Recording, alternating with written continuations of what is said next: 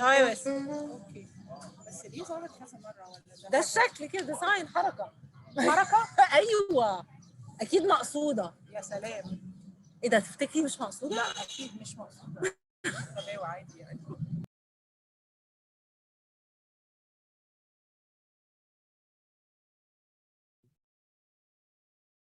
الو الو الو الو الو الو الو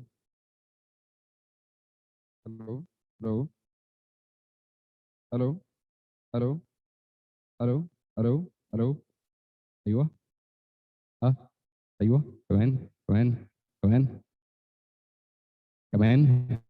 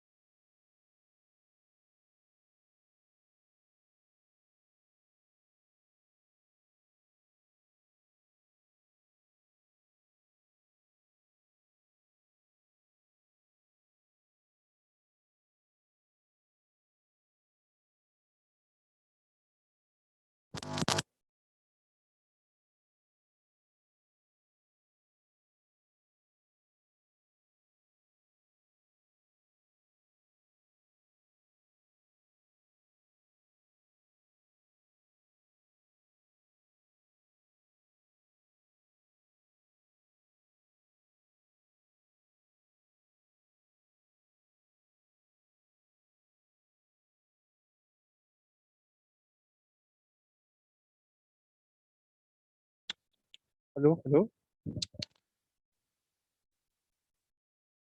علي انا من عندي، اعلي لك الجين،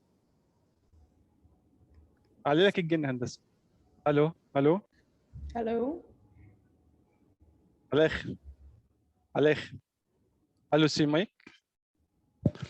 الو سي مايك تيست تشيك مايك 1 2 3 4 مايك تيست تيستينج. الو سي مايك تيست تيستينج. الو تشيك مايك. ما حد هيتكلم. تيستينج. الو 1 2 3 4 مايك تيست تيستينج. الو تيستينج. الو سي مايك تيست تشيك مايك تيستينج.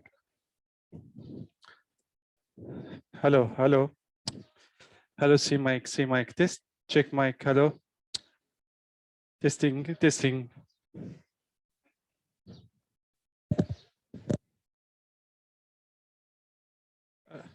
انا مشيت في كل حته. الو سي مايك تيست تيستينج.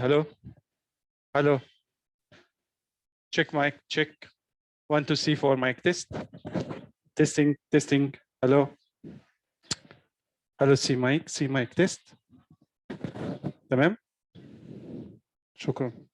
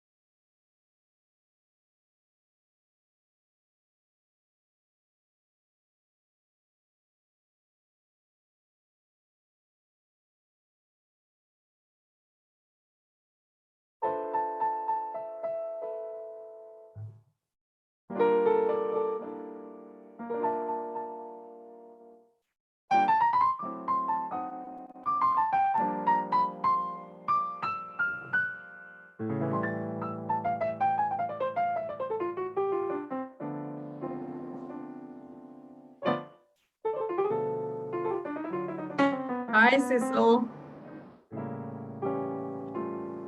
Hi, good to see you. Good to see you. How are you? I'm good. I'm good. I never It's only- tried before with the net. First time. I can barely hear you, but good to see We'll you. talk after. Exactly.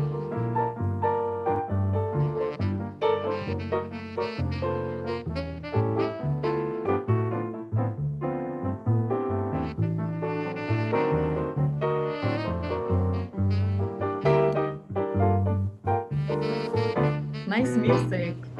I mean, it's too bad we can't be there. So Yes, I really wanted to. same, Yeah. same. Next time. Next time, exactly.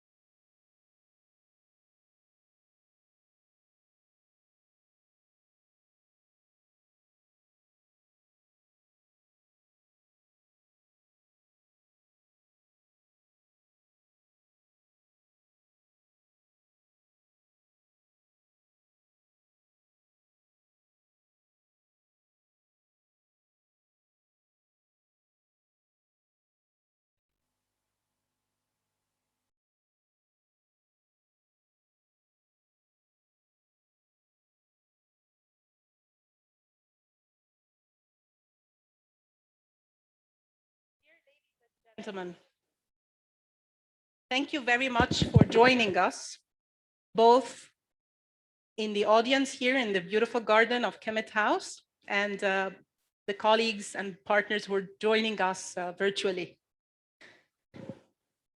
We're very happy to celebrate together to do with you today the launch of Startup Guide Egypt, the first impact series that highlights the entrepreneurial ecosystem in Egypt.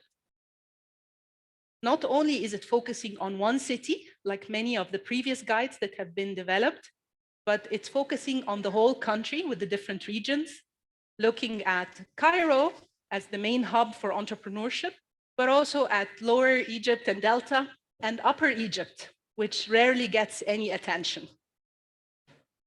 This is also the first of its kind in the MENA region. So we're very proud that Drosos Foundation has partnered with Startup Guide for the production of this edition. We're also happier that we have done so in partnership with 6 of our project partners, which I would like to acknowledge in name. So the AUC Venture Lab,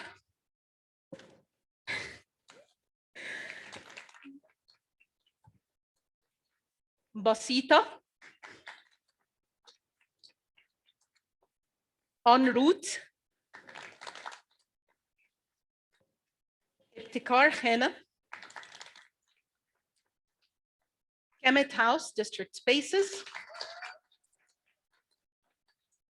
You're getting a lot of cheers here. And Startup House Cairo Impact. You will see on the screen that we're displaying some pictures from projects that are supported by Drosos Foundation in Egypt. Those projects are some of the projects that we're supporting that contribute to one of our flagship programs, which is the Innovation and Entrepreneurship. This program is really aimed at addressing the ecosystem players at different levels, to avail knowledge that makes access to information easier for the different players, to enable networking as well, to support social businesses as a way to create impact, but at the same time to maximize sustainability, to include marginalized communities into viable economic opportunities and fair value chains, and to augment creative industries and use this soft power of Egypt in order to contribute better to the Sustainable Development Goals. There's a lot that needs to be done to empower the ecosystem and make it more supportive and more enabling for all the players. So this is just the start. I'm very glad that now we have Startup Guide Egypt in order to help as a tool that supports emerging entrepreneurs and at the same time strengthen existing ones. I always like the saying that says the only way to do great things is to do it with love. And I'm sure that a lot of passion and love has been put into the production of this book. So I would like now to ask my partner in this production, Sissel Hansen from the Startup Guide, to tell us a little bit more about how Startup Guide in Egypt and also globally has been used as a tool to support the entrepreneurial ecosystem. Over to you, Sissel.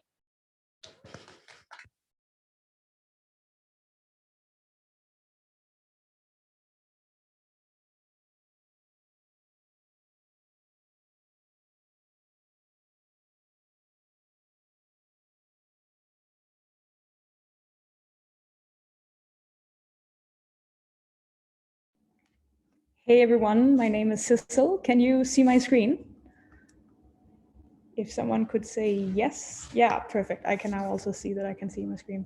Bassam, thank you so much for the amazing opportunity to do this project with you and your team and all your amazing partners in Egypt. It's been, we have done quite a lot of productions over the last 7 years, and I really enjoyed working with you and with all of you.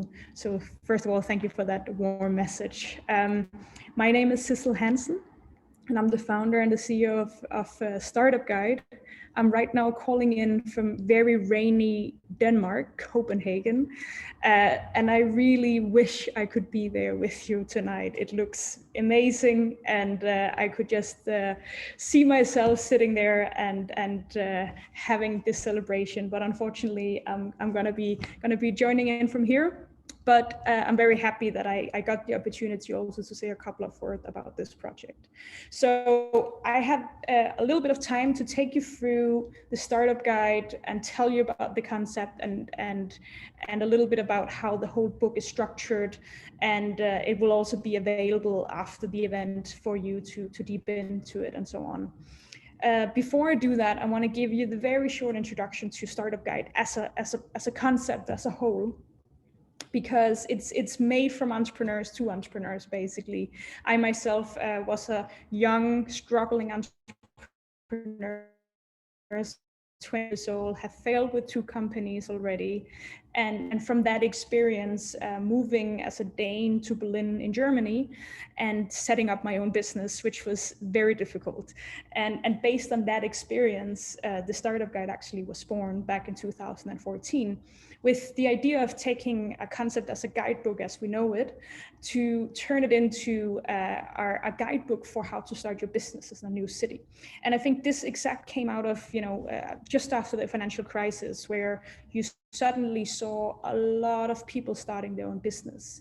And to play a little bit with the context right now, 7 years later, after the pandemic, or we are not really out of it, but we are definitely on a different side than a year ago, I see exactly the same thing. I see more and more companies starting up and people that, lose their jobs, suddenly figuring out new ways. So I definitely think that we're going to be seeing a huge wave of entrepreneurship moving forward. And I'm so happy that we are now in a position to help these young entrepreneurs actually getting their feet on the ground.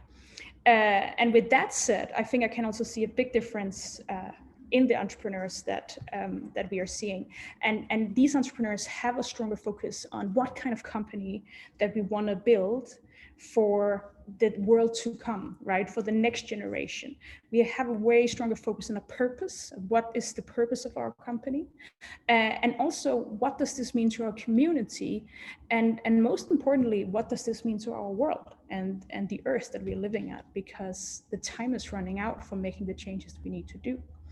So with that little background, Startup Guide is a publishing and media company. We're based in Denmark and Portugal, and we have published more than 50 different ecosystems around the world. So we truly know the power of entrepreneurship everywhere, and what does it mean for empowering local entrepreneurs to solve the most pressing challenges. And I think this Egypt book is an exact example of that. So first of all, Drosa's Foundation, thank you so much for making this possible. Without you guys, we wouldn't be here today. So thank you very much. If I could clap, which I can, I want to clap and I want to say thank you for that. To go a little bit in about how we structure this book, it's basically, as Vesam said as well, it's structured into the different locations of the country, but and then from the different locations, we are putting the spotlight on different programs and entrepreneurs, which I'm going to give you an introduction to now. But we start out with getting a little overview of the country, right? So mainly, most of our readers that buys the books and gets the book haven't, set their foot in that place before. So it's very much an international crowd that and target group for us when we do these guides. So an overview of how does the country works, what is the initiatives in the country, and a little bit facts and figures.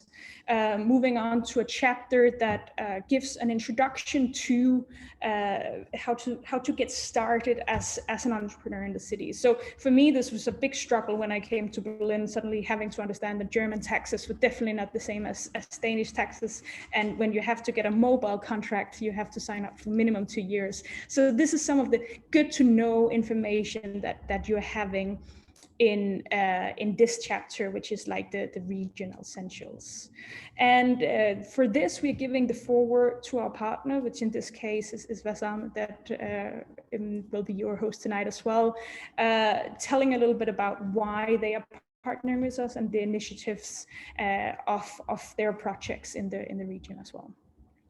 And then very important, the way we work is we work with local community partners. And because the Roses Foundation supported this, they also had a very strong tie to the different community partners that are working with local entrepreneurs every day. And I'm really happy that all of these partners got together and was excited from day one, and we all clapped for them. And I want to clap a little bit again, but I'm just thank you so much. I remember our first Zoom call when we all got together, and we had to say, okay, we had never had 6 community partners before like this, but it made the book even better. And I think really we have a diverse, very diverse picture of the Egypt ecosystem, and that is truly because that you were part of making that happen as well. So thank you very much for your support.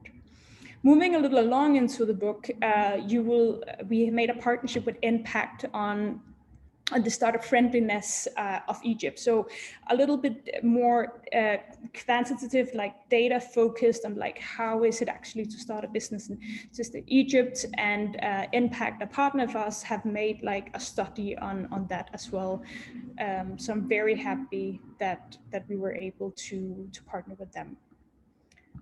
I hope I'm still on. I can see there is a black screen, but I hope I'm still on.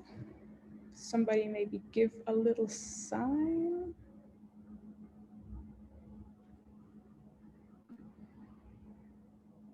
Good. Sorry, I got a sign. Good. I'm all on.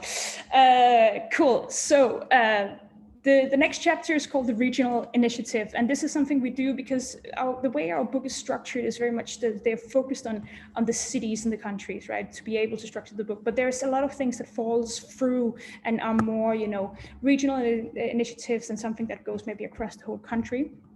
So some of these initiatives are mentioned here, and that can both be programs, it can be investors, and so on. And that's the chapter that you would have here. Now we're moving into the city chapters where we put a specific focus, and of course Cairo is a rather bigger chapter because that's where a lot of the activities are happening. And the way that we structure it is that we have a startup chapter where we focus on certain specific startups, and then we also have what we call the founder interviews that are more in-depth interviews with some more experienced founders that have been through potentially several companies, that can give a little bit more insights to how it is to build and run a business and their experiences. And this is also a way for us when people tell us, oh, your book is, it's a book, and when it's printed, it's all outdated. But I truly believe that, the founders article really makes this timeless because their experiences are valuable for years ahead.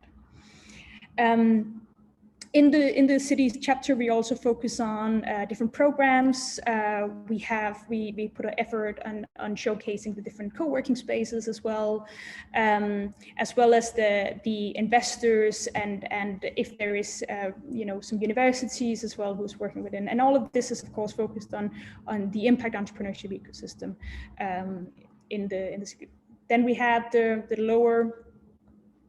Delta and the Lower Egypt region, where we have some really amazing stories. I really encourage you guys to read through it. And as Vasam also said, like a strong focus on female entrepreneurships, which I very much empower and encourage. And further on, like again here, some more programs and articles, and the same with the upper region. I will not go in depth of all of them. I think you will be able to read them. But then we have something which is called Beyond the Cities. So again, some of the co-working spaces that are not necessarily in one of the regions or cities that have been mentioned, they are being mentioned here. So we try to truly cover the whole country's startup ecosystem in that sense. And then the end of the book, we have a directory for everything basically giving people, again, the guidebook feeling of, if you're standing in Cairo and they just landed and you need to find XYZ, this is the place you go to. And in the end of the book, we are showcasing our advisory board and our partners again. And just give a small 2 cents on the advisory board. This has been a strong focus on startup guide concept from the beginning to basically really make this project a truly community-driven project. So what we do with the local partners is that they help us set up a local advisory board of 10 to 20 individuals who are part of doing the final selection of who we are featuring, because of course we cannot feature everyone. So what we ask the community to do is to nominate who they would like to see in the book, and based on Startup Guide's selection criteria, our advisory board votes. And I think also with this process, we encourage the local ecosystem to take ownership and also give them the opportunity to make this book theirs. And I'm really happy that all the advisory board members helped us making this beautiful selection. I think this is an amazing product that I'm very proud of standing behind with the whole Startup Guide team. So my last words, I think, before I'm gonna be part of the whole event here from Copenhagen, might go out for pee for 1 second, but otherwise I'll be with you. I think the last word I wanna say, really thank you to our team as well, Startup Guide team, for working on this project. They all know who they are, but they always make sure that whatever we print and we put out there in the world is the best quality as possible and gives the more diverse picture of what entrepreneurship can be. And then again, to all the partners, Startup Heights Cairo and Impact, and all of you guys that have ensured that we actually were able to take this project to the whole region. And finally, again, and I will say it again and again, because it's a pleasure to do the work that we do every day at Trosses Foundation, to see the value in our work and to bring it out to the world. Thank you very much.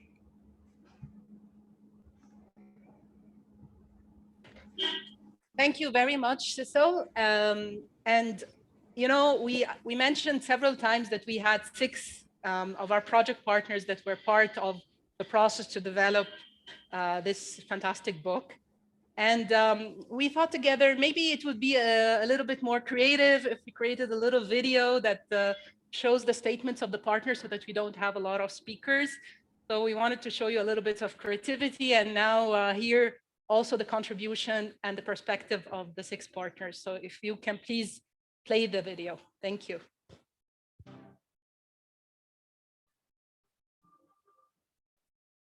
Welcome to the launch of Startup Guide Egypt. This first guide is not a directory. It is a deep dive into some of the most successful Egyptian startups.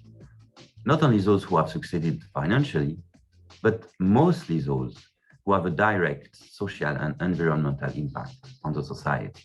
Selected by a coalition of partners initiated by Trosses Foundation, the startups and the entrepreneurs behind them are unique examples of a vivid and dynamic ecosystem that breaks the boundaries between traditional businesses and social initiatives. From Aswan to Alexandria, these entrepreneurs redefine the social responsibility of new businesses. They prove that social impact is not incompatible with making profit.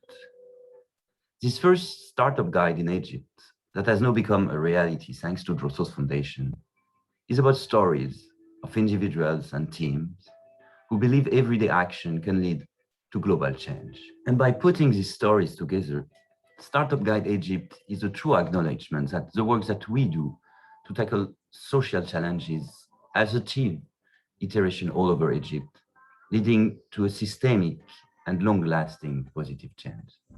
On behalf of AUC Venture Lab, it's our pleasure to be part of this year's edition of the Egypt Startup Guide. For the past decade, AUC Venture Lab has been working closely with entrepreneurs all over Egypt, supporting them with acceleration programs, ideation, hackathon, and angel investments, and also helping build the capacity of other players in the ecosystem. This year's Startup Guide is fantastic because it covers all of Egypt beyond Cairo, including Upper and Lower Egypt and the Delta. And we're very happy that it provides resources and inspiring stories for entrepreneurs and also for the ecosystem. Over the past year, we've seen a huge growth in the ecosystem in Egypt. We've seen a lot of investments coming into Egyptian startups, and we've seen startups that are starting to push their products to scale in Egypt. We're very happy to be part of this story. We're very happy to work with the Startup Guide Egypt team and with the Drosos Foundation to build this resource for everybody in the ecosystem. Thank you. The entrepreneurship ecosystem in Egypt is both inspiring and challenging. The inspiration comes from the grit and resilience of many Egyptian entrepreneurs who are working on building startups that are contributing to Egypt's economic growth. The challenges, they come from the dynamic nature of entrepreneurship and the lack of access to different resources. On top of that, coping with external challenges like a global pandemic. As Startup House Cairo, we are glad to be among the different entrepreneurship support organizations in Egypt that are helping entrepreneurs bridge the gap between their startups' needs and the required resources that would enable them to grow their businesses. We aim to act as a platform or as a one-stop shop that provides entrepreneurs with access to network, relevant support programs, and market expansion opportunities. What makes Startup Guide Egypt very special is that it highlights the stories of different stakeholders in Egypt who are creating real impact and addresses the current challenges by providing real data that is insightful to anyone who wants to either start their business or grow their business in Egypt. Hi, finally, after more than a year of extensive research and preparation, Startup Guide Egypt is ready. 8 of the main key players of the Egyptian entrepreneurial ecosystem worked together, led by Drosos Foundation, to come up with this guide. The guide provides a 360 overview of the Egyptian entrepreneurial ecosystem. Not only is it full of inspiring entrepreneurial stories, but it also provides an overview of who are the key incubating program, acceleration program, support program to entrepreneurs, and also co-working space. It's the ideal starting point for any investor or any entrepreneur who's looking to join this amazing ecosystem. It covers not only Cairo, but also Lower Egypt and Delta and Upper Egypt. It's time to book your copy now. Egypt needs more businesses and more investments to secure a better future for its young population. The entrepreneurship ecosystem is seeing rapid development in recent years in Egypt. Relevant stakeholders, including the government, development partners, civil society, and private sector, are supporting and promoting programs that engage the youth and create economic and social value. Much of Egypt's entrepreneurship activities are centralized in Cairo and Alexandria. We at Enroute are dedicating most of our efforts to Upper Egypt to enhance its underdeveloped ecosystem. We believe that Upper Egypt has a strong talent pool that, if properly supported, can transform its local economy and provide sustainable and decent job opportunities to its youth. We are proud to be part of the effort supporting the entrepreneurship culture, especially that we can witness the change happening over time, affecting the attitudes, way of thinking, and actions on the ground. We are also proud to contribute to Startup Guide Egypt, that is very useful to everyone involved in the entrepreneurship scene. We trust that the guide will offer guidance to entrepreneurs to find proper services to develop their ventures, as well as an opportunity for supporting organizations to have proper and effective leads and linkages. Thank you very much. Startup Guide Egypt is really a roadmap. It includes tools for innovative startups in Egypt. It also includes the thoughts, ideas, recommendations of experts in the field, also ideas about where to find funding, support, networking, and really a profile of the most innovative startups in the country. The Startup Guide Egypt really is a great tool to help young, aspiring, potential, innovative social entrepreneurs and startups in the country to navigate the world and the ecosystem of startups in Egypt. It shows profiles of very successful young people. It shows also profiles and ideas and recommendations, as I said before, of experts in the field. It really maps a lot of the successful endeavors and really a great guide. Startup Guide Egypt has been supported and has been really the idea of the ROSES, the international organization that has been a great support to Karkhana. The Startup Guide journey, where we joined with them and participated, was very helpful for us. We learned a lot about new startups that we didn't know about.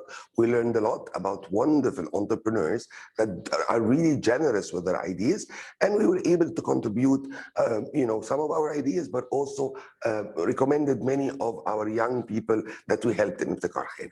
So thank you, the ROSES.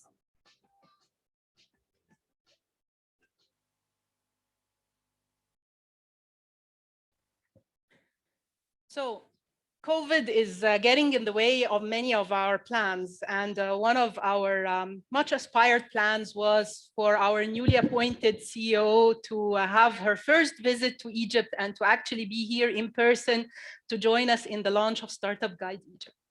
So unfortunately, she could not be here physically, but she's going to be here with us virtually through the whole event.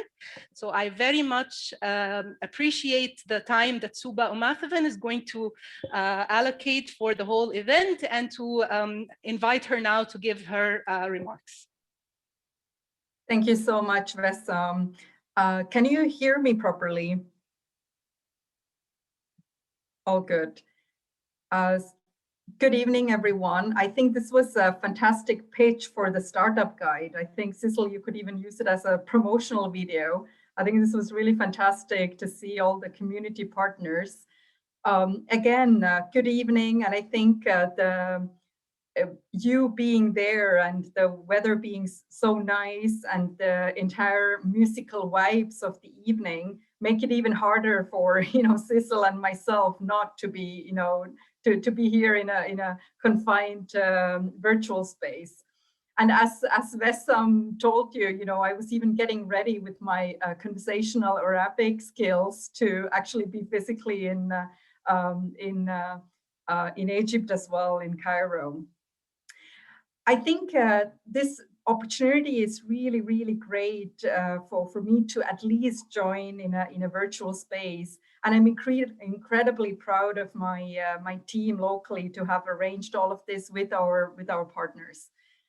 First of all, Sissel, congrats to you and your team for this wonderful initiative that has gone global, and for all your achievements. I have seen some of your other launches as well. So I think as the CEO of Drosos Foundation, it's even great honor to support the launch of the Startup Guide. Again, I'm incredibly proud of my team in Egypt, as well as Vessam. Vessam, it's really your leadership that made this moment possible. And big thanks to our community partners. At least I was able to meet and see you virtually, and I would love to at some point meet you personally when I get the chance to come to Cairo. Thank you to His Excellency Swiss Ambassador to Egypt, Paul Carnier, for joining today's event as well. I very much look forward to Omar's talk and the panel later on. I think, holding the book in my hands, it was such a nice feeling to see how much impact it holds. I'm thoroughly impressed by the work all of the entrepreneurs are doing in Egypt. And I knew that Egypt was a moving startup scenario, but I think to see it in the book in terms of the remarkable work that is done and the diverse social challenges that are being addressed, it's really, ranging from education, learning, mental health issues, environment, working with people with disabilities. I'm very, very pleased to see also quite a number of female entrepreneurs. As one of the entrepreneurs, in fact, I see her on the screen here, as Sarah from EcoConsult's mother gave her as an advice, you can ask for help. That's what community is all about. And I think this is exactly what the Startup Guide is here for, to get people started and for people to get an opportunity to, at least through the guide, to know where to, to look for support if they needed some help. And this is, again, all thanks to this the amazing idea that Sissel had to have have this movement go global as well. As Drosos Foundation, we believe in the ability of young people to solve social challenges. There's enormous potential in the impact-driven work that young people can lead on. And I think entrepreneurship as a skill, and I think even in the Swiss space or even in Egypt, I think entrepreneurship should really be embedded in the education of people, because I think it is a mindset and it is an attitude that should be fostered. We all know that the road to achieving the Sustainable Development Goals by 2030 is hard and very ambitious. In many ways, as some of our community partners mentioned, COVID-19 has exacerbated of many of those existing challenges and inequalities. And only through measures that we can come up together and with young, brilliant minds going into the entrepreneurship space, we can really solve some of these social challenges. And as Drosos Foundation, we will certainly be committed to continue to support these initiatives and to foster more young social entrepreneurs. I look forward to everything that's ahead tonight, and I very much look forward to the panel discussion with some of the entrepreneurs. I wish you a wonderful evening, and thank you so much, Wessam, for everything, and thanks for having me.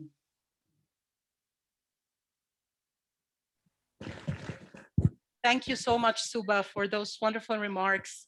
And I too cannot wait till you come here and see how inspiring many of the partners and the projects are.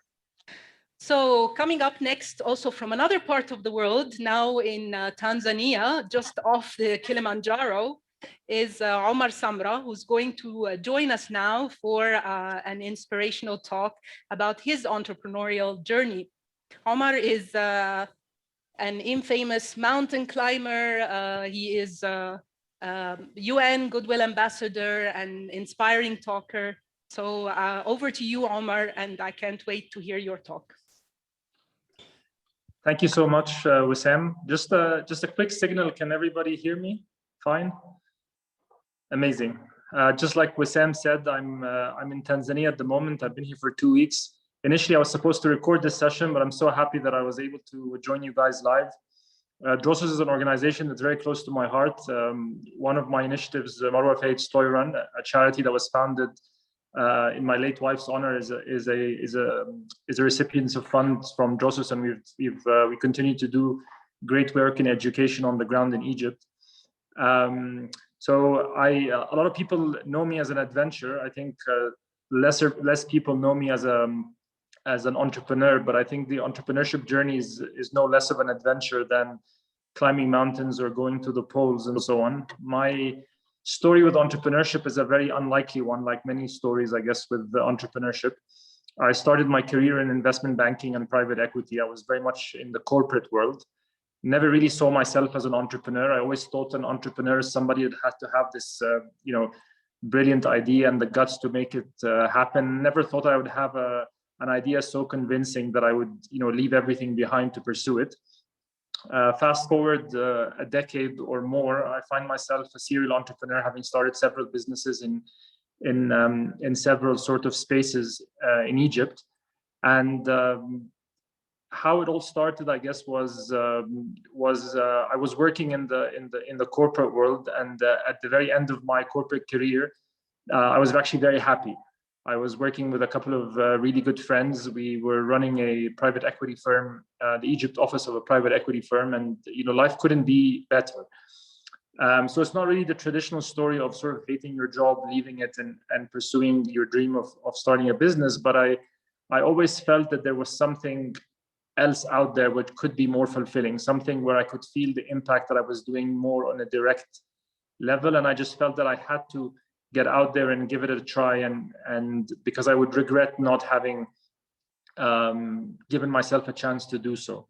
So I ended up taking the leap of faith and doing that over 10 years ago, and it's really paid off. But the journey definitely hasn't been without its challenges. Everybody here in the audience who's an entrepreneur listening in will completely resonate with that. Compounded with that, I guess, being from this part of the world. Being from Egypt, we've definitely had our challenges. My business started right after the world's financial crisis. Then we had to contend with the Egyptian revolution and so many other sort of things one by one. A lot of the challenge with one of the industries that I operate on is also in the tourism industry, which is very susceptible to shocks. And so having perseverance, I think, is something that is critical to being an entrepreneur. And I think to be able to have the perseverance that doesn't come out of thin air, I think you have to be really sold onto the why of why you're doing this business. Because there's going to be days when you're not going to want to get out of bed. There's going to be days when the struggles and challenges are sort of monumental, and you can't figure out how to get through them. And you just need to keep the faith, to keep putting one foot in front of the other, knowing that eventually something will come up. If I think about my parents' generation, and especially my parents' generation, actually, and you look at the entrepreneurs during that time, there's definitely has been a lot of stories of innovation, but we find that most entrepreneurs during that time were starting franchises. So they were starting Egyptian version of businesses that already existed, taking the franchise and start trying to create a business here in Egypt.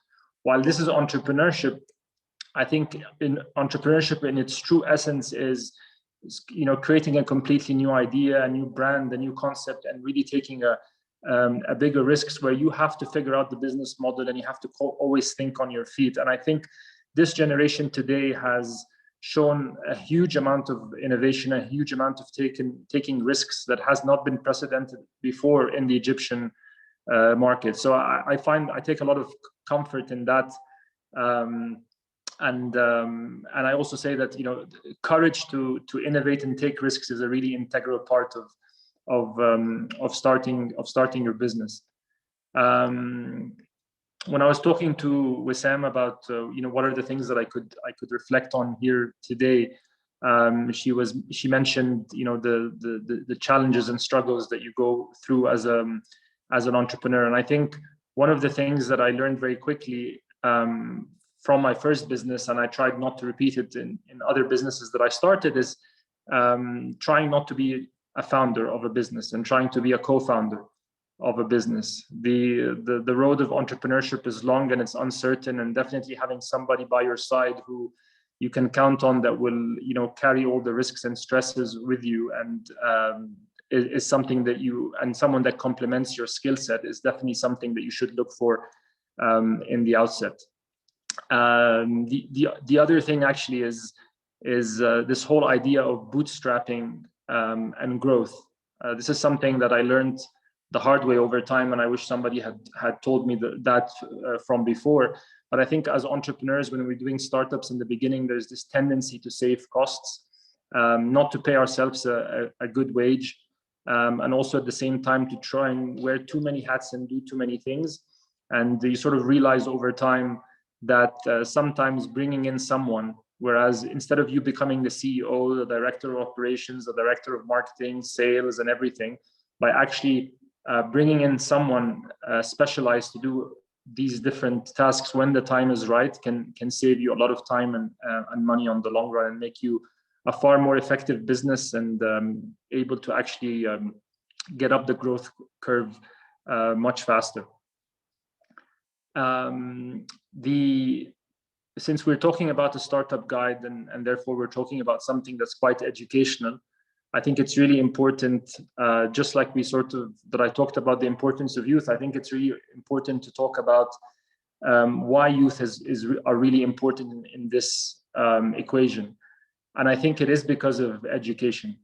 And the reason for that is because the world is changing so fast, technology is changing so fast that it is extremely difficult to keep up with it just by going through traditional education or just by reading books. And the great thing about the guide as well, and other forms of and other support systems in the ecosystem, is that it really puts you front and center with other entrepreneurs and reading through and experiencing case studies of entrepreneurs that have been through the same path. Because at the end of the day, things are changing so fast that youth are in a very special position to be able to take advantage of the growth that is happening and the opportunities that lie there. This is definitely for sure. And just lastly, one of the things that I really wanted to stress at the end is the importance as well of creating more opportunities as well for women founders and women CEOs. This is something that the entrepreneurship ecosystem and community finds itself sort of lagging behind, not just in Egypt, but all over the world. And I'm pretty sure that there's enough of intelligent sort of minds in the room and people with enough passion and dedication that we can come up with brilliant ideas on how we can encourage more women, not just from the cities in places like Cairo and Alexandria and so on, but from far-flung places across the country, to come up with ways to encourage women to be to realize their dreams and to take the entrepreneurship route, which I think is a very empowering thing in a country that has 50% of the population under the age of 25. I think entrepreneurship has to be one of the most serious and one of the most effective catalysts to bring about real sort of economic change and real social mobility. So that's all from me. I hope the connection wasn't too bad. You were able to hear me all the way from Tanzania. And for everybody in Egypt, thank you so much for listening. I'll be back home in a couple of days. And if anybody has any questions, please feel free to ask. And I look forward to checking out and listening to the rest of the session. Thank you so much.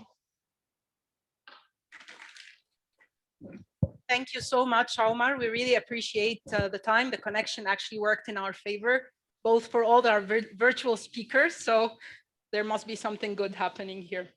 So this is not coming late. I, of course, wanted to thank everybody for coming here in person. And if I had the time, I would name every single person. But just for a special thank you to Ambassador Paul Garnier, who's going to give us a few remarks. And I also wanted to thank Elena Panova, the UN resident coordinator, for coming here, and Uwe, of course, our dear friend and colleague on many different projects. Ambassador, your floor.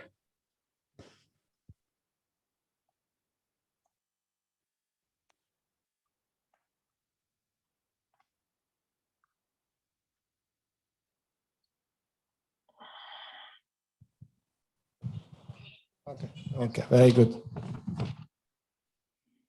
Well, thank you very much, Wessam. And indeed, the quality from Tanzania was very impressive. So I will try to speak very well in the microphone to be able to compete. There is some kind of developing love story between me and Drosos and Egyptian startups through the Swiss link. When I was in Palestine, Drosos was a very, very impressive, was doing very impressive projects, and we interacted a lot. And then I was invited to this ceremony to give awards to the best young startup entrepreneurs at the World Economic Forum at the Dead Sea, and that was an event hosted by my foreign minister at that time. And it happened that most of the winners were Egyptian startups for the whole region. And third point to on the path to today was in a very beautiful event. We were together with Dr. Vassem in Alexandria, organized by Seed Stars for regional competition for startups. And here again, Egyptian startups made it to the world competition that was taking place in Switzerland. Of course, SeedStars and Drozos are institutions that are born in Switzerland. Well, dear CEO Drozos Foundation,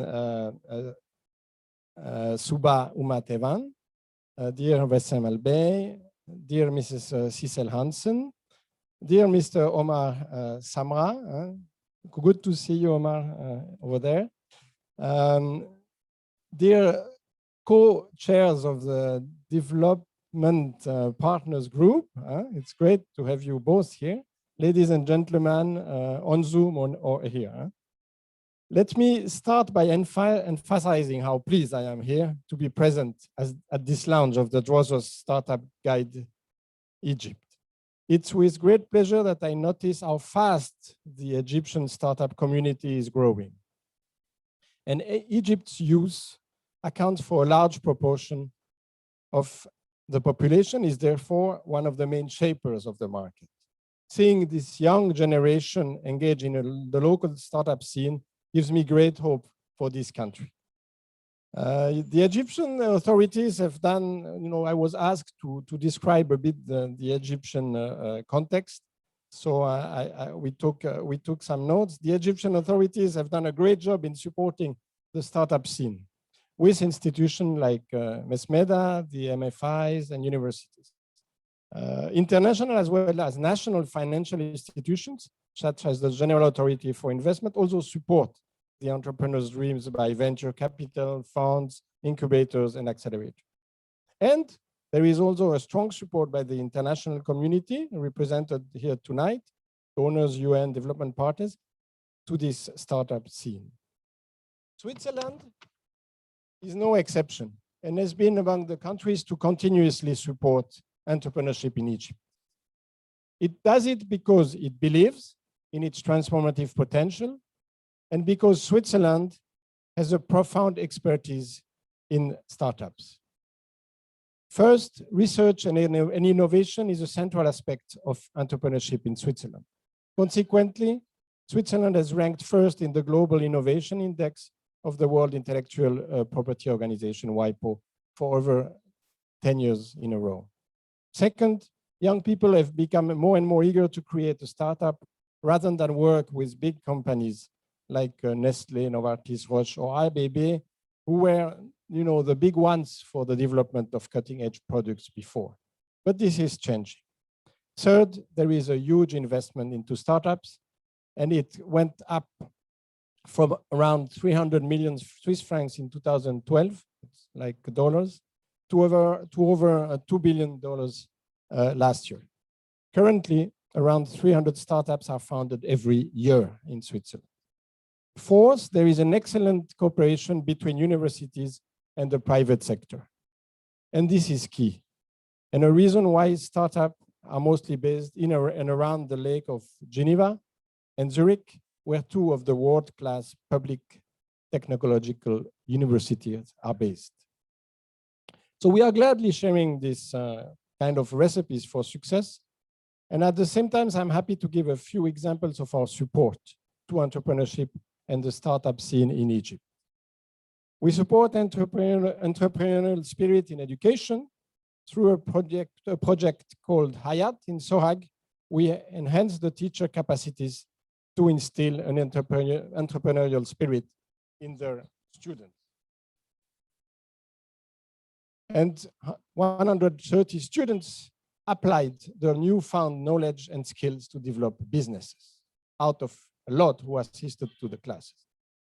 The entrepreneurship curriculum for technical schools was developed into a national curriculum in cooperation with other donors. The Ministry of Education and Technical Education now adopted it within the framework of the school activity. We also support the access to finance for startups and SMEs in Egypt. And Omar Samra was mentioning it, very important, with a project for women banking with IFC and Bank Misr, developing the first of its kind women-focused customer value proposition in the country. In order to benefit the Egyptian startups ecosystem, we continue to support seed stars with some project that makes it possible to connect stakeholders, to get financing, build companies from scratch, and promote the top talented startups in Egypt. And we also work on a regional level through a program called Boost Africa Entrepreneurship Lab. This lab supports the creation of regional networks across Africa of fund managers, incubators, accelerators to build local entrepreneurial ecosystems by facilitating links between the networks. Ladies and gentlemen, challenges, of course, remain in Egypt and in Switzerland as well. Many startups fall within just a few years after being funded. Innovation works with the logic of trial and error. And not every experiment is a success, but it should not discourage us. In Egypt, we have an additional challenge. Many startups first operate in the informal sector and subsequently rarely formalize. Improvement in the regular framework and incentives should be developed to make it possible for these actors to join the more formal sector. Another challenge that concerns Egypt and Switzerland alike is that most startups focus on tech business. This makes it harder for other sectors such as agriculture with longer business cycles to develop. However, there is a real need, and this is where many of us are engaging right now, for developing green business and social entrepreneurship. Another challenge is that startups, and the last one maybe, focus mainly on the economic centers rather than in the rural areas. I mentioned before that most startups in Switzerland are at the shore of Lake Geneva or in Zurich. In Egypt, they are found in Cairo and Alexandria. It would be good to diversify more, to be more inclusive. And this brings me up to one of the reasons why I consider this beautiful and excellent startup guide Egypt a great product. We are launching it today. And this guidebook is not only beautifully designed, it also focuses on startups across the entire country. In conclusion, I would like to congratulate Drosos and all involved for this very impressive high quality guide. Let us all be inspired by it and see more emerging opportunities for entrepreneurship across Egypt. This guidebook is also a strong signal that Egypt youth is taking charge of the future, investing its knowledge and energy into its economy. Both myself and my team at the embassy are looking forward to continue collaborating with the startup scene. I wish you all the best and good luck in your future activities in Egypt, and I thank you for your attention. Thank you very much, Ambassador Garnier. Always very supportive of everything that is entrepreneurial and everything that Drosos is doing. So thank you very much for that. I think we have now a very interesting panel that will show, let me put this here, that will show a little bit of an answer to the challenge that Ambassador Garnier was mentioning about the focus on entrepreneurs in Cairo. We have 4 amazing panelists that are representing actually different regions in the country. And they will be moderated by our amazing friend and communication expert, Nihad El Ghamri, who I'd like to call to the stage. And just to mention one thing, that one of the panelists will be joining us online, because despite the fact that she has tested positive for COVID, she still insisted to participate in the panel. And I'd like to thank Sarah Battuti particularly for that.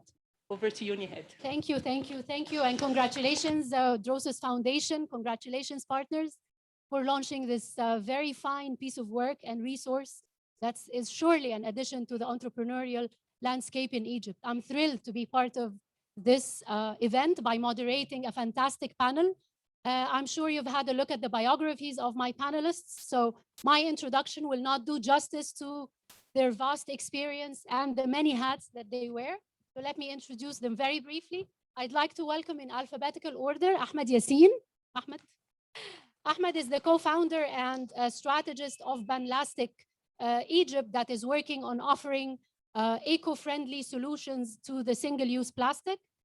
I would like to welcome also May Gahalla. May is the founder and managing director of Kunuz Nubia Foundation and owner of a fantastic brand called Kindaka, doing handicrafts and jewelry. I would like to welcome you, Nizar Sami, a business strategist, very renowned expert in the area of entrepreneurship in Egypt. He sits on the board of the Arab Council of Social Responsibility.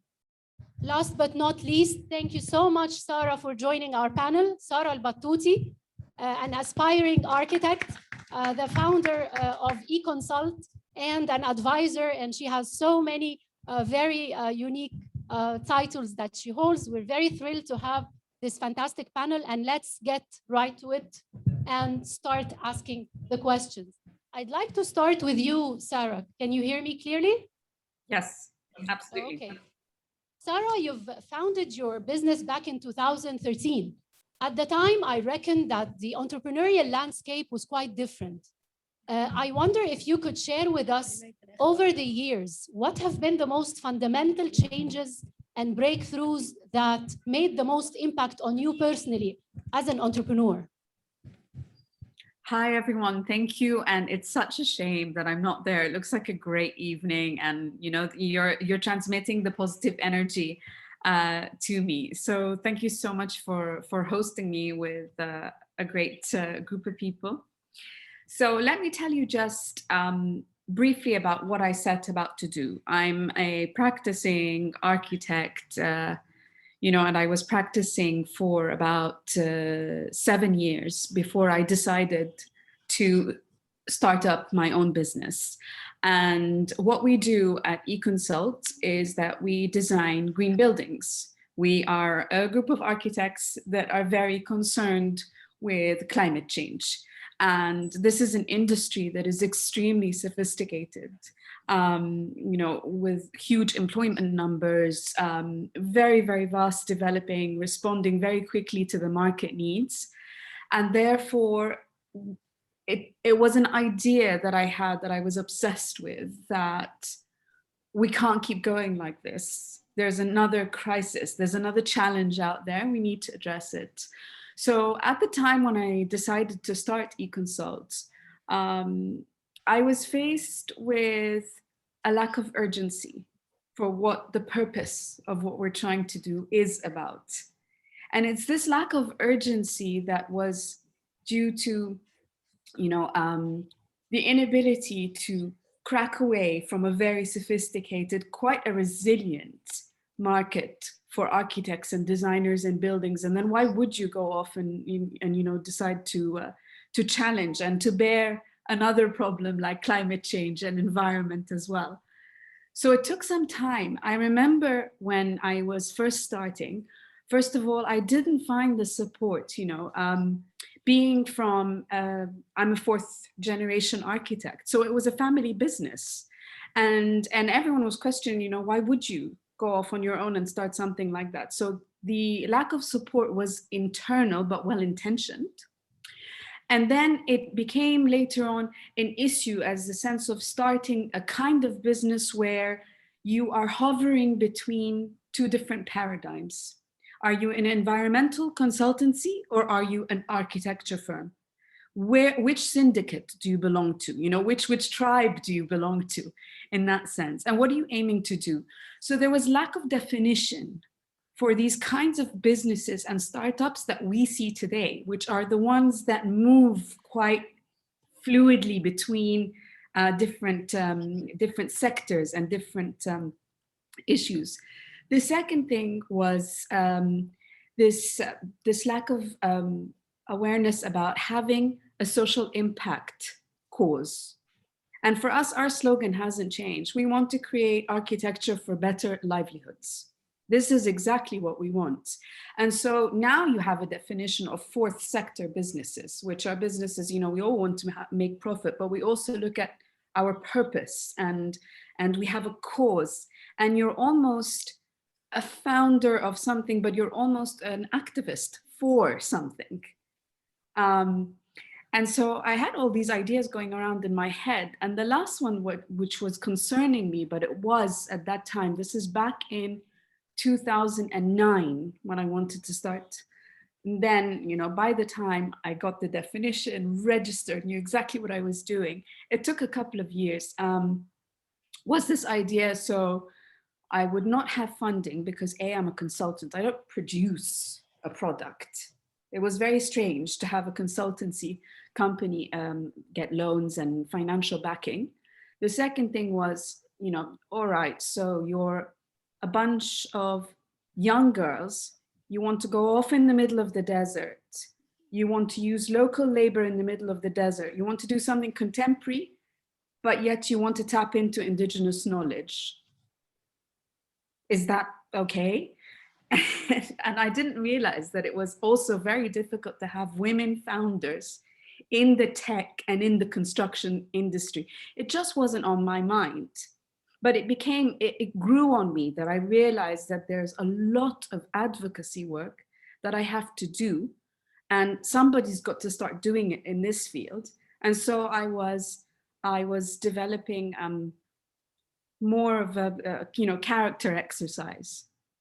In order to do that, you know, you need to believe in what you're doing. You need to start the business, and the ecosystem there was still not supporting you in your knowledge. I mean, doing all of that, I didn't have any knowledge about business or finances or law or accounting. So that's still a learning curve for me until today. I'm still learning.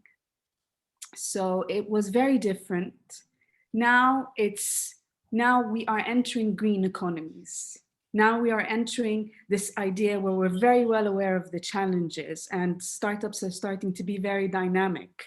So it was different. It's remarkable, the awareness and the educational growth that we've had in Egypt. It's really remarkable, and it's wonderful for me to watch.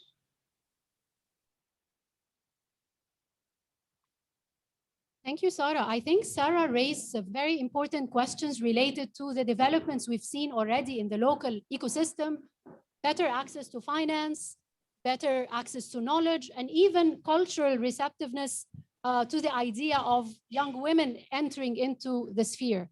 Before I go to my next question, which is going to be about systemic changes, I encourage my audience, please, to pose your questions to us on the application so that we can get right to it in the Q&A session. So please, as you listen, just post your questions. Nizar, despite promising changes that have happened in the local ecosystem over the past years, I'm sure there's a lot to be done. What, in your view, still needs to happen at the system level to create a better enabling environment? Okay, thank you very much, Drosos, and all the bunch of supporters for the launching of the Startup Guide. And thanks for Sarah and everybody connected all over the world.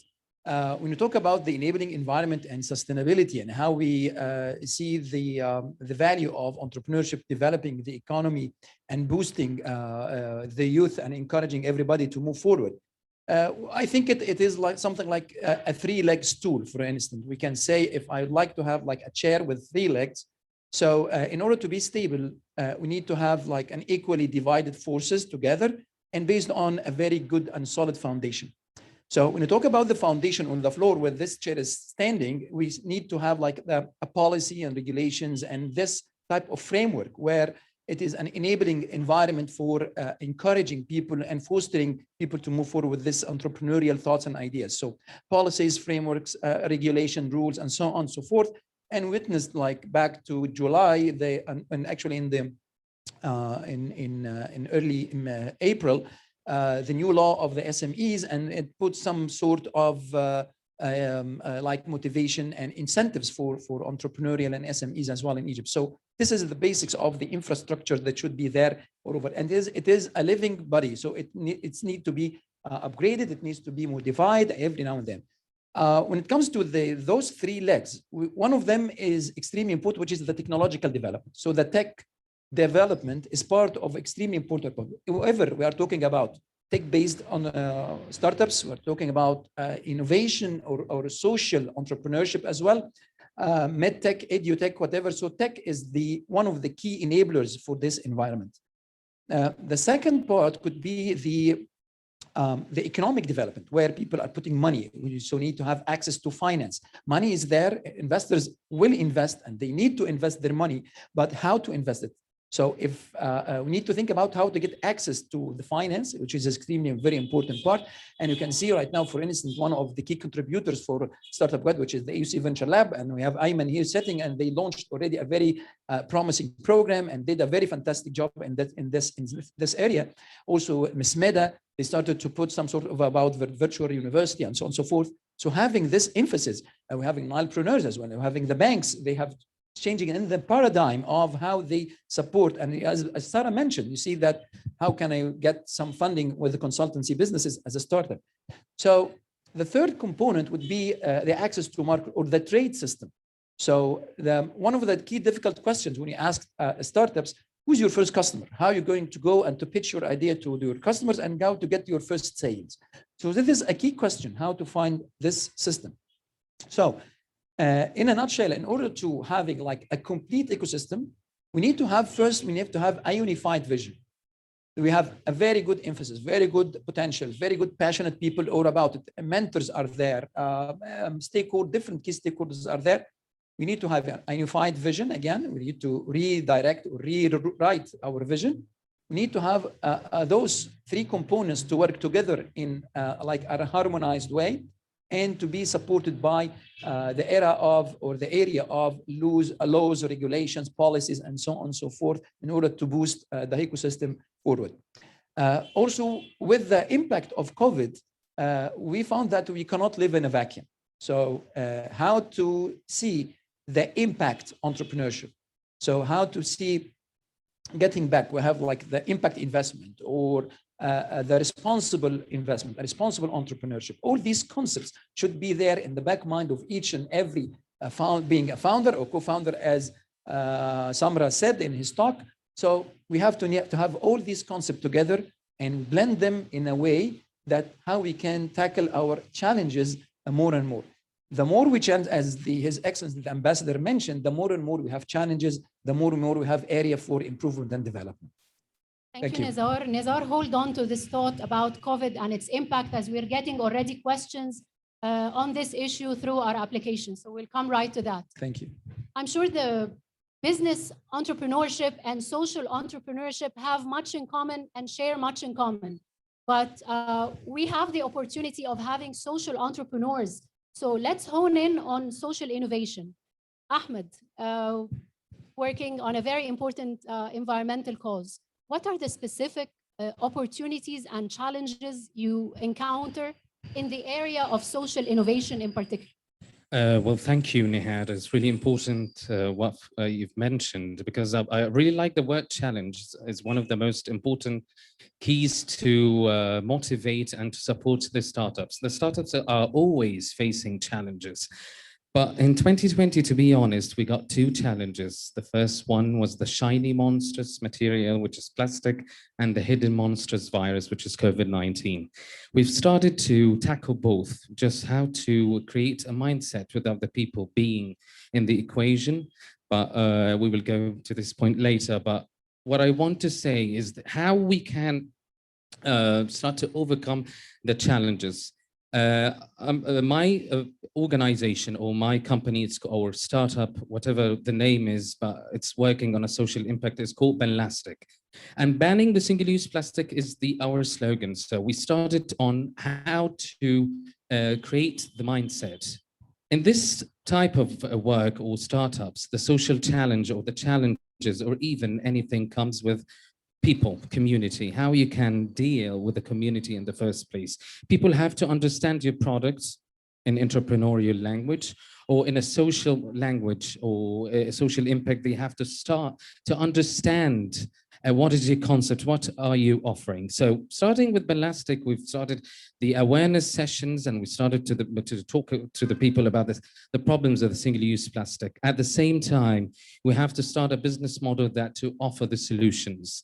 And people thought that, okay, you've really lectured me, you gave me the important words about how bad is the single-use plastic, but what about the solution? And this is why, as Sarah said, I love the word that we've been confused in the first place, what we are, which tribe. But now, since 2019, and I can see this, that we've started a new business strategy that can withstand both party sides. We have a business model that can get us profitable, and we can work and sustain our business, and at the same time we are achieving a social impact. So the challenges are now we are overcoming those particular parts. But one of the greatest things that I see that now we have another platforms and hubs that are really supporting and pushing us as startups to go further. We have sister companies like I can say Basita or Very Nile are very supportive in a way that we have a network that can withstand everybody on the same community. Also, we can say in 2020 it's a success story for Belastic when we started to. We never stopped. We didn't, be obliged by the online work. So we started with COVID-19 restrictions, start our campaign again and planning for the 2021, hopefully that, to pass the COVID-19 problem with a very nice project called For At Plastic Free. It's one of the most important projects that we are doing now in Alexandria to make a district like free of plastic, but it's not about just freeing the shop owners of the plastic. We have to offer them a good alternative of products to be we have to put the economical aspect, completing the triangle that which made us overcome some challenges, which is government, community, and civil society. And civil society comes now. It's a vital part of it, the social entrepreneurs or the green entrepreneurs. So we've completed somehow this triangle, but we're working more and more to achieve more. So that's my input. Thank you. Thank you. That's very insightful. I think entrepreneurship is hard enough. Wouldn't you agree? But for a woman who has, from the South, from Upper Egypt, a very conservative community, I'm sure she has very inspiring stories to tell. Mai, what were your most difficult moments? And what would you say to other women out there to inspire them and to keep them going? I would say to them, it's never too late to start, and start over and over again. As long as you are alive, it doesn't matter. And never say I'm old to do that. We can start from scratch anytime, and it's okay to fail. But to fail the right time, the right way, not just failing and surrender that there is nothing to do or I cannot fix it. But it's okay to fail, but we do it the right time, the right way. So starting with development of the beginning of my career, and then and doing judo. So it was just between development and sports, and I had a good possession or a good place at that time, and then starting over and moving to the banking sector at anti-money laundering and terrorism financing in Middle East and North Africa, staying for a while.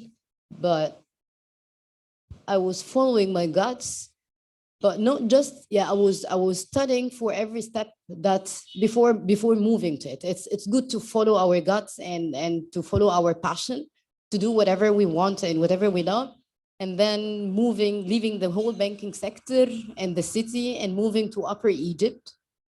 10 years ago, it wasn't that easy.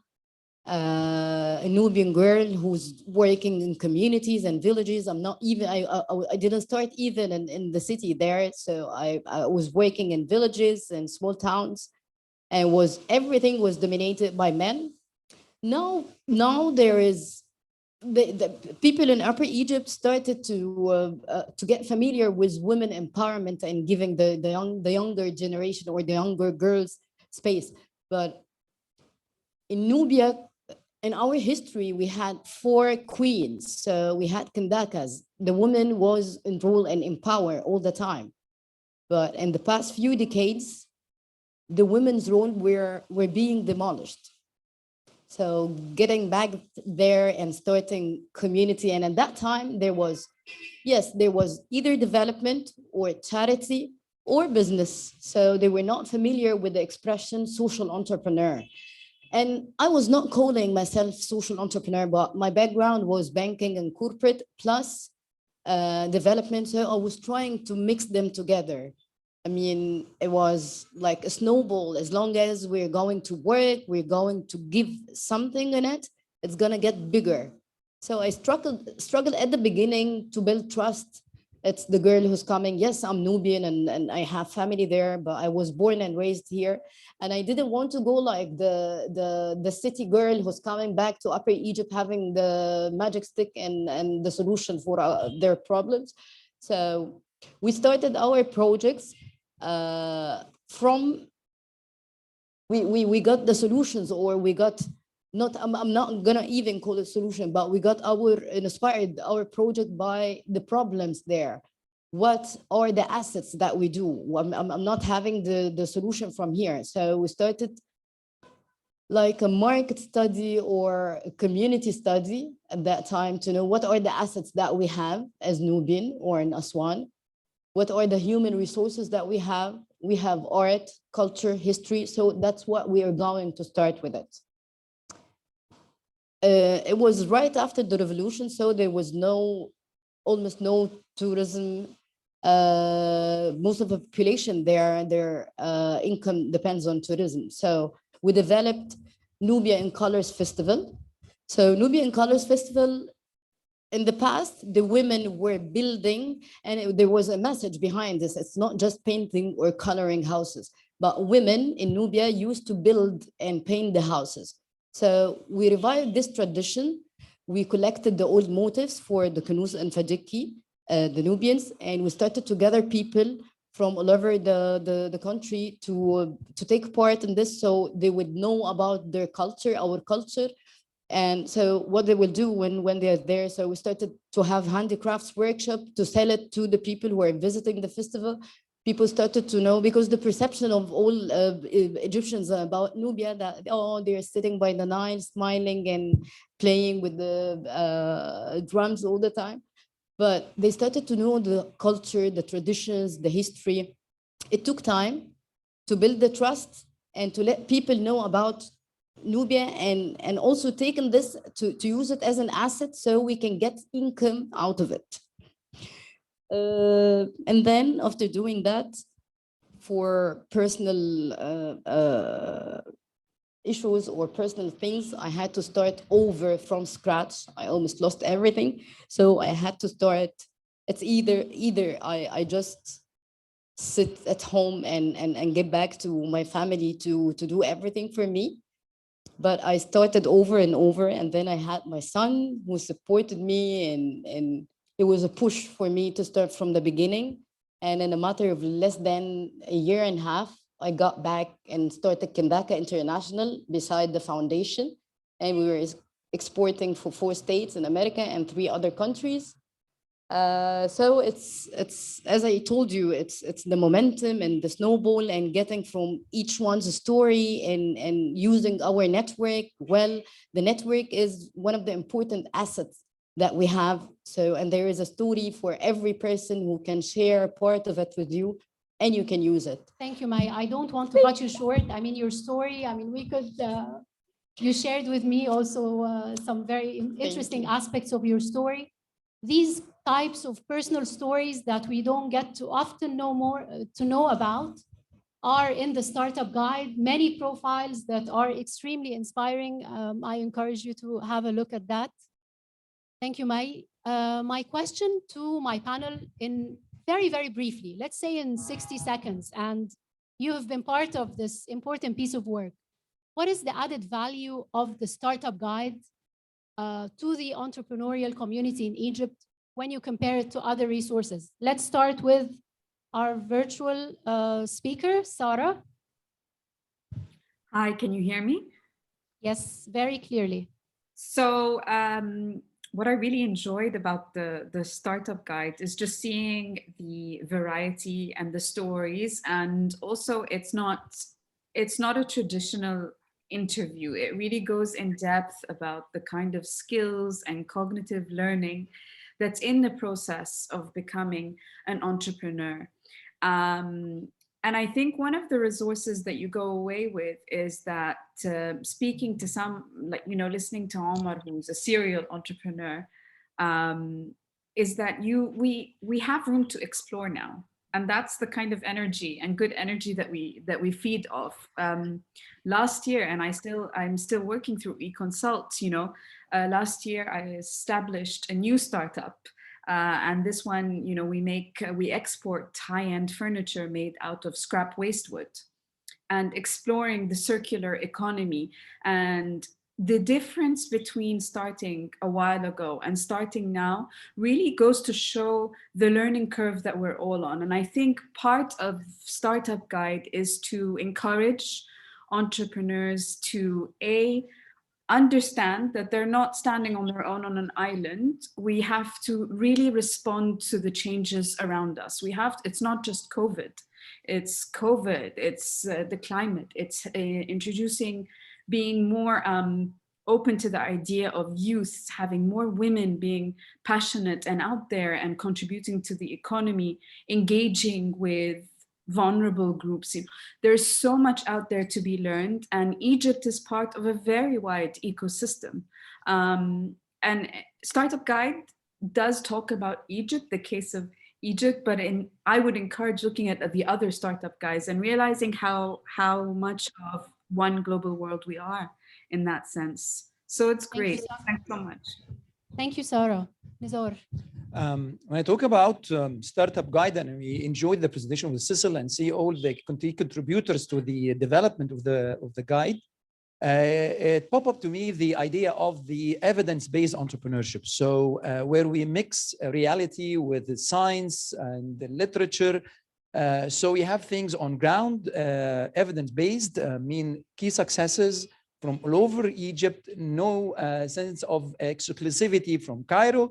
We have some examples from Delta, from Upper Egypt, Lower Egypt, and so on and so forth, with different industries, different type of challenges, women empowerment, youth, and so on and so forth. So this is how we can make it different. We saw a lot of like initiatives coming on the surface from different providers, yet have been enclosed in one single document. This is the key success of that.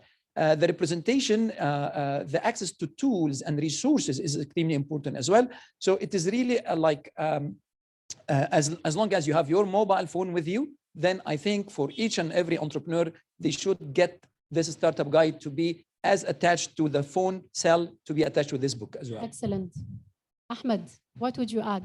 Of course, it's very diverse, and I'm really delighted that I saw Ballastic one is a part of the startup guide. Also, it gives a very stating facts that we can put the social impact startups to be a vital part of the ecosystem of Egypt. Also, the expansion to see lots of governorates, especially that they've been abandoned for years now. They are a vital part, and gives a very good exposure and outreach to the investors outside and inside, and give them like a whole holistic idea about what's going on in Egypt and not to be hidden in the shadows. Excellent. Thank you. Mai, what would you add?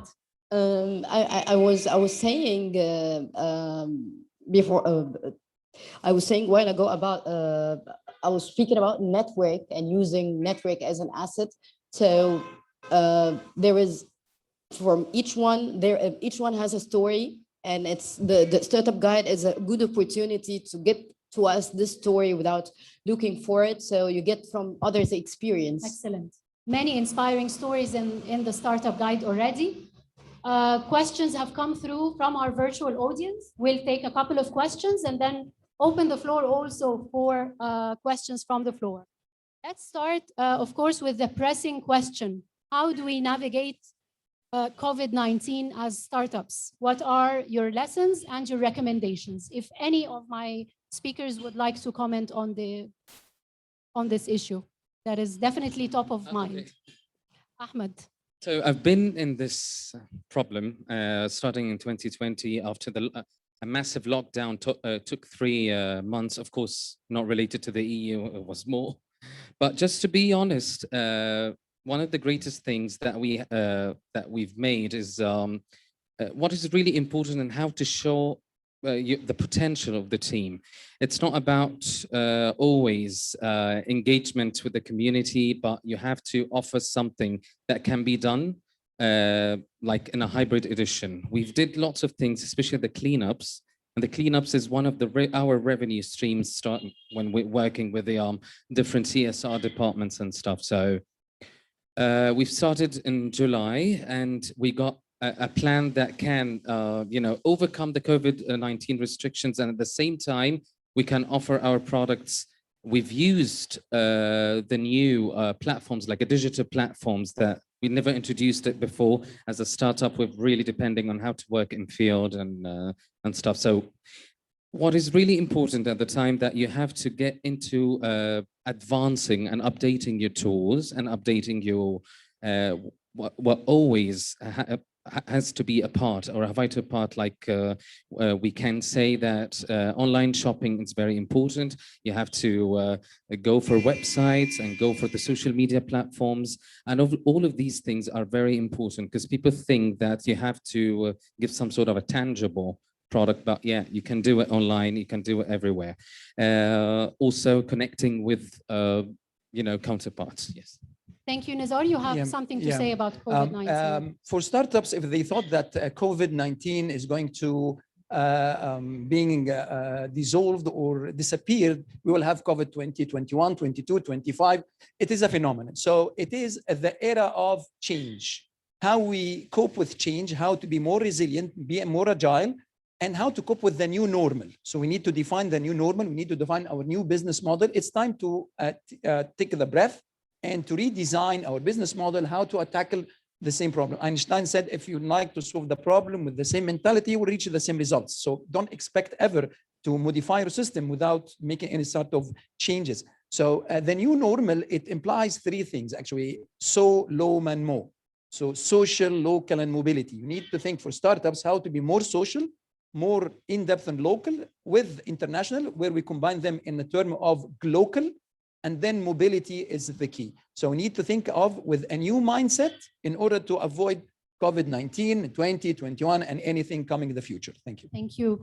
My virtual panelist, Sarah, if you want to comment on at any point in time, please just give me a sign or a wave at us, and I'll give you the speech. I'll take another question. All right.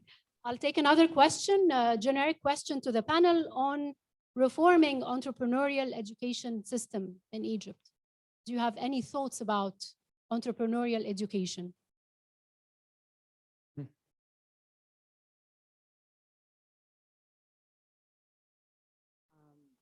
Different organizations and entities, and even the government lately, and actually it's not lately, in the past 10 years, there are lots of workshops, trainings, and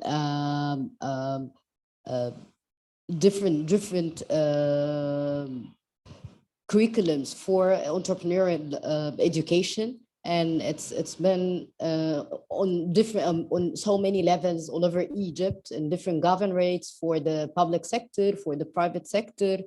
So, for example, it was SFD, which is MSME now, and the ILO and different embassies are offering some scholarships for entrepreneurial education.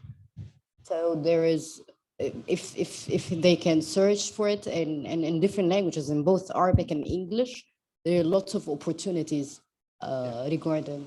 Yeah, I see again a lot of opportunities regarding the entrepreneurship education for universities, and the concept of the entrepreneurial university right now have been taking place in Egypt.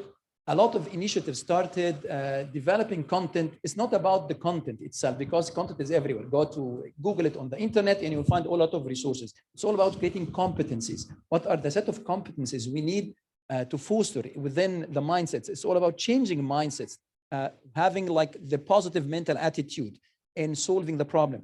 So everybody, if all of us started to be entrepreneurs, who's going to be working in the ministry, who's going to be working in a hospital? So we need to have this type of new mindsets. The entrepreneurial mindset is extremely important. Think about the competencies and how we make it more and more advanced and motivated and change it by time. A lot of initiatives started even from school level.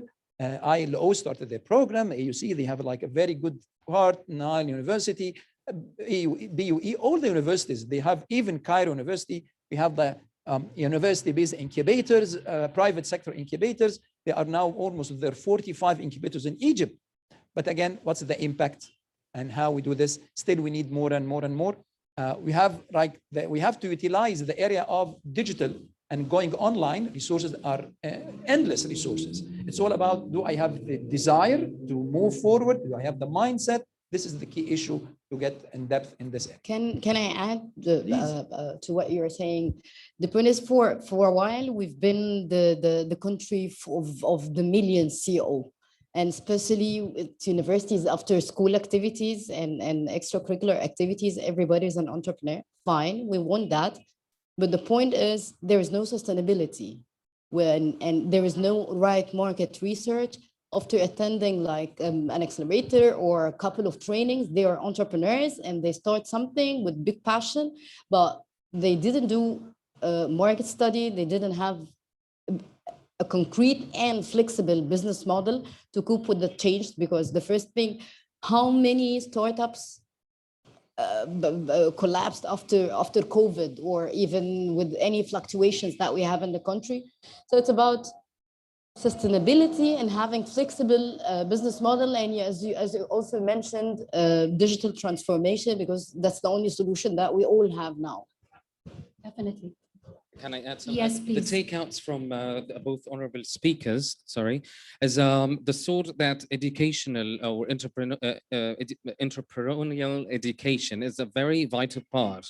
And what happened is we've pivoted our business model like 3 or 4 times. So I think it's very important to be there and to be existent, just to take from the past experiences and the failures. Now I've really seen very inspiring posts by ex-CEOs or ex-co-founders or founders, and they putting their experiences just to overcome those ramifications of a problem happened before.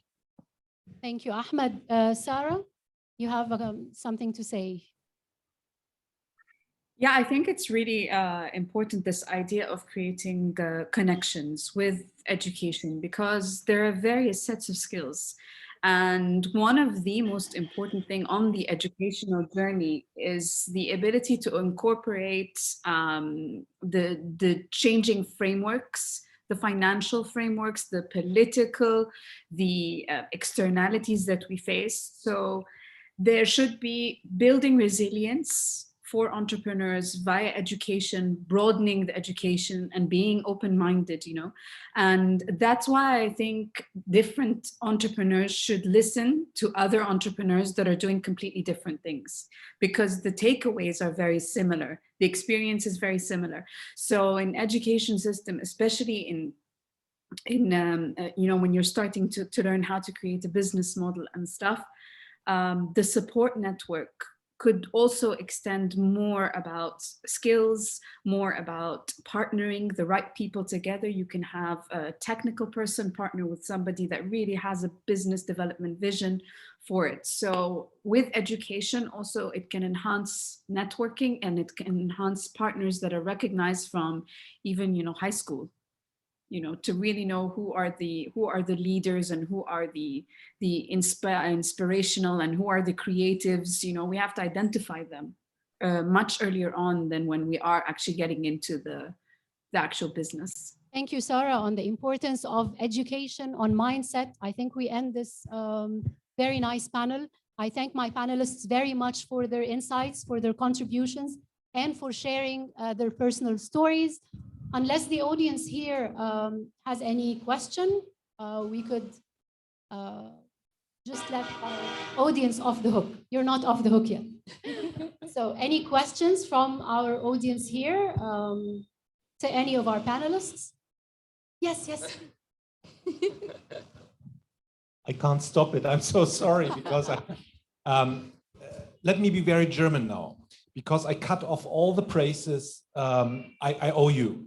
It will take too long. So take them for granted. Actually, you know about it. And I partially interview in a certain way. I have one key question, actually. It's a very structural one. The presentation of the guide is impressive. What we do with this, actually, we're addressing the opportunities and needs along the different areas in Egypt. And for me, it's kind of a way forward, but on the other side, it's very classic. I went through a certain amount of these new cities which are growing, owned and guided by the government, impressive technological steps forward, created by corporates, defining the future of Egypt. I become a little bit struck because I think who in the final extent will put life into it? And what type of life will it be, this future Egypt? You're representing the future, actually. That's what it is. Where is your part?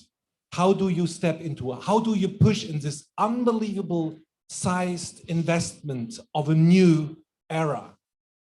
How will this era look like if you are not in it? Because the social responsibilities, the sustainability, the circle of all of it, the participation, the inclusion, this comes with you. It's not coming down by the government. So could you give me an answer? And this is post-pandemic. It's another kind of pandemic, you can say so.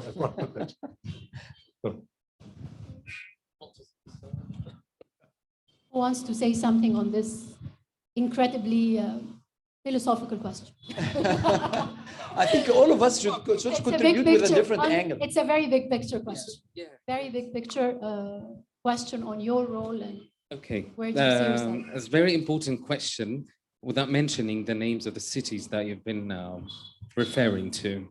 One of the most important things is how to work with the small enterprises or the middle enterprises, because it's the core of any economy or any country in the world have to depend most on this cluster. Maybe correct me if I'm wrong, but I think they have to be a vital part. We've started our talks as Benlastic and with, of course, the help and support of the government to speak to some people who are in charge of those cities and how they run and stuff in environmental aspects, not in other things. And they gave some sort of promises to include us, but we don't have the specific timeline at the moment, which is really important.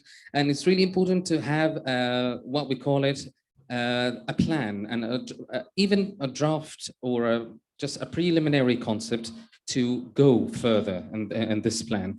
But we have the talks, we've started it, but we don't have a clear vision yet. But I think Mr. Nizar can have a more clear vision than me, but that's the answer, my answer.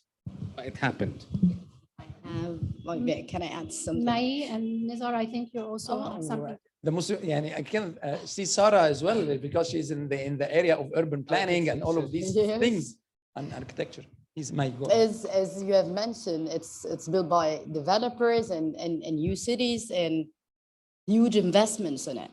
So I see the point or the role of the social entrepreneurship is tuning or making the balance between the business or the 100% profitability or the profit and the society. So it's the link or the connection between both of them to tune and try to use the development and to use the progress of the sector to tune it to all the level of people and all the interest. And thank you. Thank you.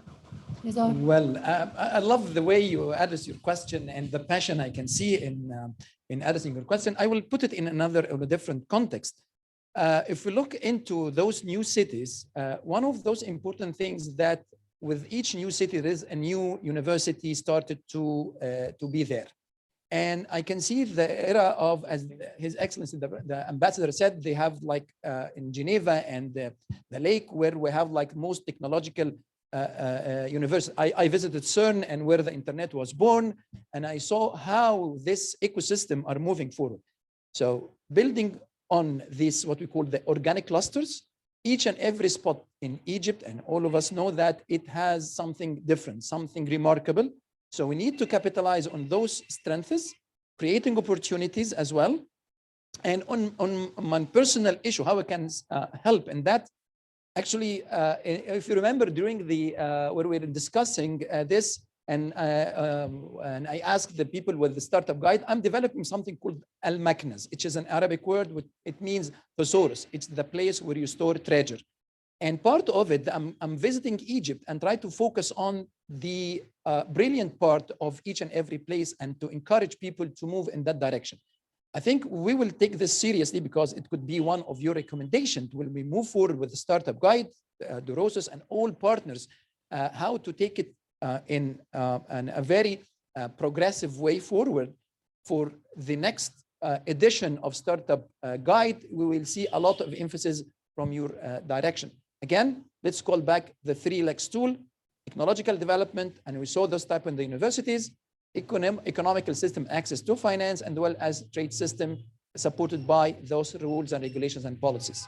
Thank you. Thank you, Nizar. One final succinct word from you, Sarah? No? Okay.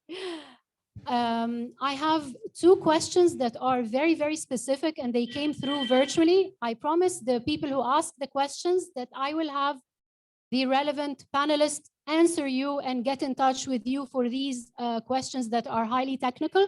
So you have my promise, you'll get an answer to your question. Okay.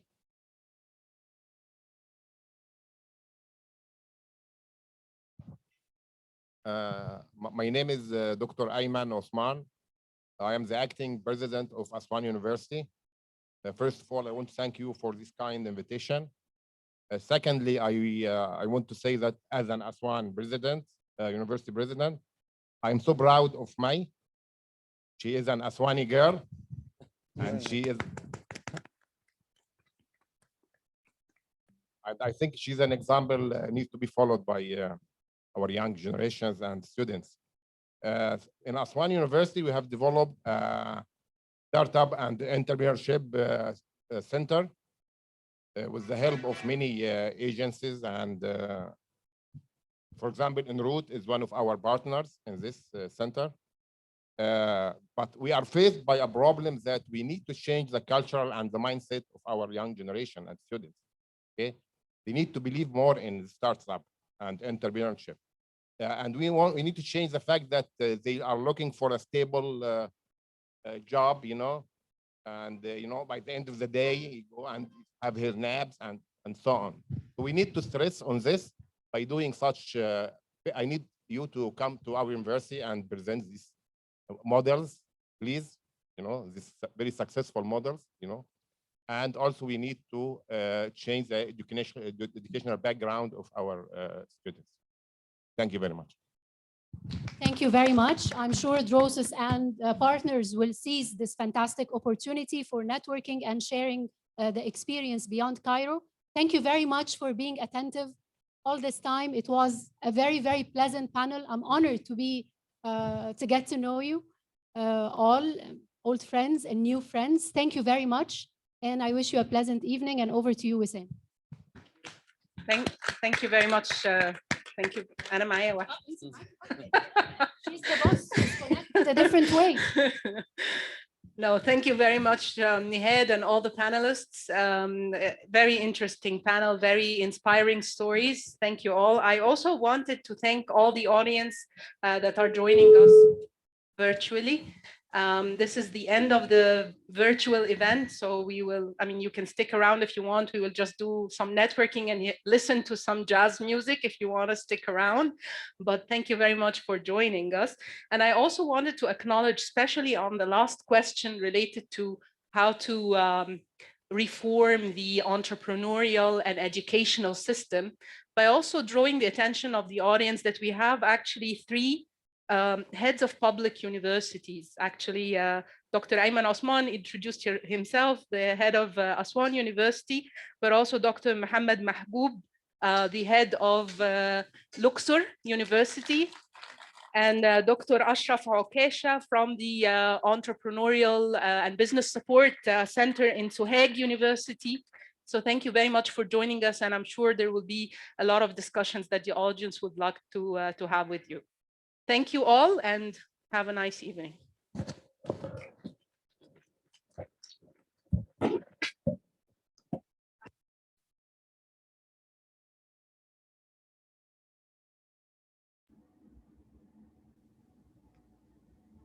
Bye, Cecil. We'll connect soon. Bye, Supa. Sure. Bye. Thank you It for was everything. great. Have a good Thank night. you. You too. Bye-bye. Bye.